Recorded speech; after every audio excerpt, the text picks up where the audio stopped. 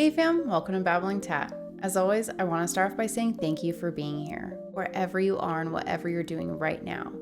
Thank you for choosing to spend this time with me. In today's Book Babble, we're diving into The Self-Love Experiment by Shannon Kaiser, a book that completely shifts how we view self-love and, for me, an entire perspective shift of how I want to take on life. If you've ever struggled with negative self-talk, feeling not enough, or even just the pressure to have it all together, know that you are not alone, and this episode is for you. Because let's be real, self-love isn't just the woo-woo stuff, the bubble baths and affirmations and all that jazz. It's the messy, sometimes uncomfortable, but absolutely necessary work of showing up for yourself. You've heard me talk about framing things with the mindset of an experiment. This book is where that came from. While it is the self-love experiment, I've made it a mission to take that framework and apply it to everything in life.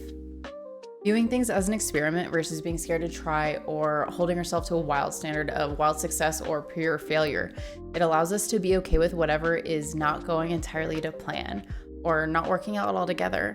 It gives us permission to learn from the lessons of that thing, that experiment, and to move forward and to try it again or to pivot to a different experiment even.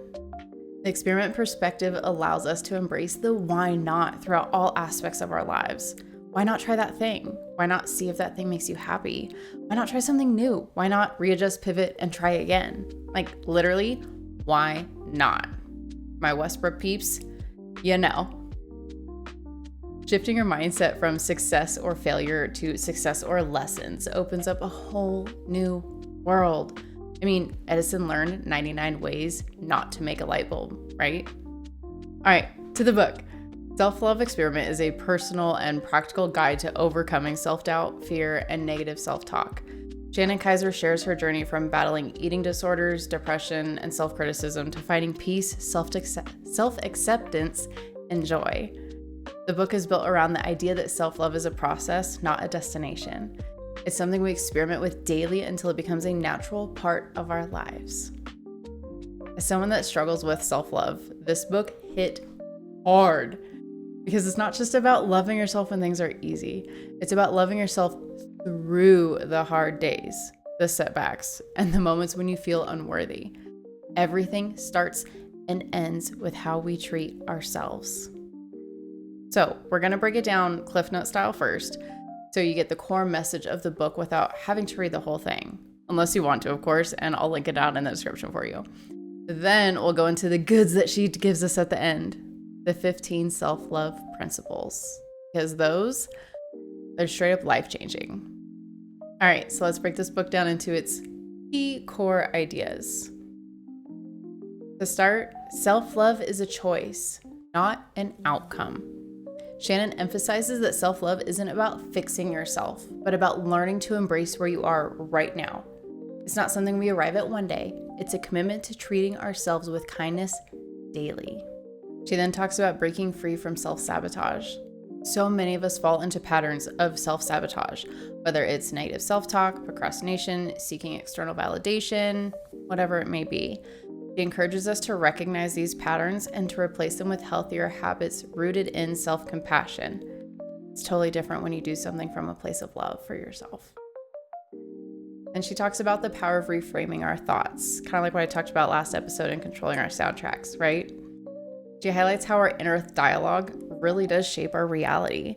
She shares techniques to shift self-criticism to self-encouragement, focusing on progress over perfection and celebrating small wins. Key soundtracks to have playing.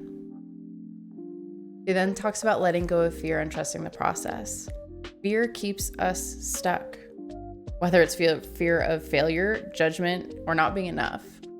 She discusses how fear-based decisions often lead to dissatisfaction and how choosing love-based actions creates a more fulfilling life. Like I just said, doing things from a place of love, totally different ballgame.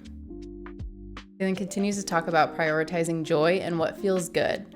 A big part of self-love is doing more of what brings us joy. Like, seriously, like I said, it's not all woo-woo bubble baths. Do more of what brings you joy, whether that's creative expression, movement, travel, or simply slowing the hell down. When we prioritize what feels good, we naturally cultivate self-love for ourselves. He then talks about forgiving ourselves and moving forward. Shame and regret hold us back, but Shannon teaches us that self-forgiveness is key. Instead of dwelling on past mistakes, we should view them as stepping stones that help us grow, lessons, things that have turned us into who we are today. Throughout the book, she encourages readers to make a commitment to themselves, a pinky promise of sorts, if you will, to show up for themselves with the same love and care that they'd give their best friend. And honestly, that part hit hard, because how many times do we offer grace, patience, and love to others, but not to ourselves? I like how we talked about with soundtracks, right? Like, play soundtracks that you would play for your best friend. Play the soundtracks that you say to your best friend. Like, play those for yourselves too. That's what this whole book is about, though. Treating yourself with the love, kindness, and respect that you deserve. Now that we've got the overall idea of the book, let's dive into the 15 principles of self-love that she lays out at the end. This is where things get real practical. These aren't just nice ideas. They're actual shifts in perspective that can help change how you see yourself and the world and implement self-compassion in literally everyday life. So let's go through them one by one. Number 1, accept where you are. Recognize that your current situation is a point on your journey, offering opportunities for growth and learning. It is the journey, not the destination. Number 2, be who you needed when you were younger. If that in itself doesn't just hit hard, woof. Embrace the qualities and support that you lacked in your youth and give them to yourself now. You're still worthy of it. Number 3, thinking you don't have a choice is a choice, like in itself. Acknowledge that feeling powerless is actually a mindset. You always have the power to choose your perspective and your action. You are in control of your life. Number 4, to get what you want, let go of what you don't. Release habits, thoughts, and relationships that no longer serve you. Make space for what truly aligns with your desires and what's meant for you. 5, strive every day to be a better version of yourself. Focus on personal growth and self-improvement, aiming to evolve continually. Now, granted, every day is not going to be sunshine and rainbows, and like, we get it, right? Like we talked about the other day with battery percents, you are still capable of being your best and giving your best to yourself every day. Number 6, how you feel is more important than what you do.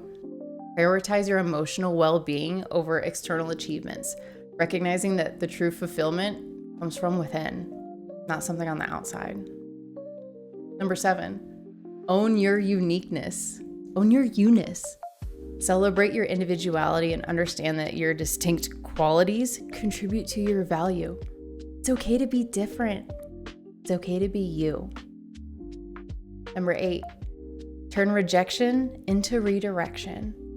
View setbacks and rejections as opportunities to steer your life towards better suited paths. What's for you is for you.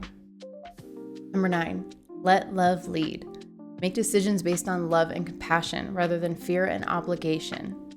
Again, kind of relates back to do what feels good. Do it from a place of love. Number 10, ditch the comparisons. Avoid measuring yourself against others. Focus on your unique journey and progress. Put your blinders on, stay in your own lane, like pull the whole Michael Phelps, don't look around, just focus on what you're doing, head down and go. Go, baby, go. Number 11, change your focus to change your life. Shift your attention from negative aspects to positive possibilities to transform your everyday life experiences. What you seek is what you will find. If you're looking for a red car, you're going to see red cars everywhere, right? Like, same. Number 12, ask for what you need. Communicate your needs openly and assertively, understanding that you deserve support and that it is okay to ask for help. Number 13, become what you're looking for. Embody the qualities you seek in others, fostering a sense of completeness within yourself. If you like certain things that other people do or routine or things they have in their life, adapt those to yours, right? Like, Not saying be someone else, but if there are certain qualities about someone or their routine or their life or who they are that you like, why not adapt that and bring that into your life? Have that become a part of who you are now too, in your own unique way. Number 14, celebrate your efforts. Acknowledge and appreciate the steps you take towards self-improvement, no matter how small. Like literally, no matter how small. I woke up to my alarm. I hit my water goal. I ate breakfast. I worked out today. I did that thing I've been putting off. Like the little things matter, no matter how little they may be. That little shit stacks up. Number 15, be patient with yourself. Understand that self-love is a gradual process. Give yourself grace as you navigate this journey. Some days it will be messy, some days it might be easy, but every day you are worth it. Boom, mic drop. Those are the 15 self-love principles that can change your entire mindset and furthermore your entire life. My challenge for you this week, pick one and drop it down in the comments and then actually apply it to your life and to yourself this week. I believe in you. I've also put these principles in a blog post on tatscorner.com for a quick visual reference whenever you need it. Sometimes it helps. That link is down in the description too. I want you to remember that self-love isn't just a woo-woo trend or a buzzword or something that you earn once you've fixed yourself. It's the foundation of everything. It's how you show up for yourself, how you heal, it's how you grow, and how you create a life that actually feels good to live. If there's one thing I hope you take from today's episode, it's this. You are already enough, exactly as you are. You don't need to be more, do more, or prove more to be worthy of love, especially from your own damn self. This experiment we call self-love, it's not about perfection. It's about showing up for yourself, choosing yourself, being a little kinder today than you were yesterday to yourself. Because you matter too. So as you go about your week, I want you to remember, you are not broken. You are becoming. Your story isn't over. It's unfolding.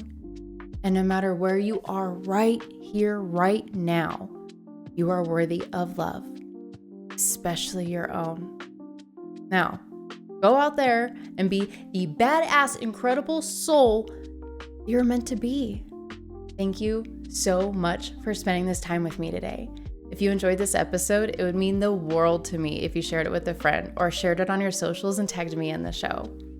Connect with the podcast directly on Instagram at Babbling Tat Podcast or connect with me at xxtatqueenxx. You can also visit the website tatscorner.com for more resources, info about P3, to shop RDC, read the blog, or join the community and just stay connected. The link is down in the description. Don't forget to like, follow, and subscribe. Thank you again for tuning in, and I'll catch you on the flip side.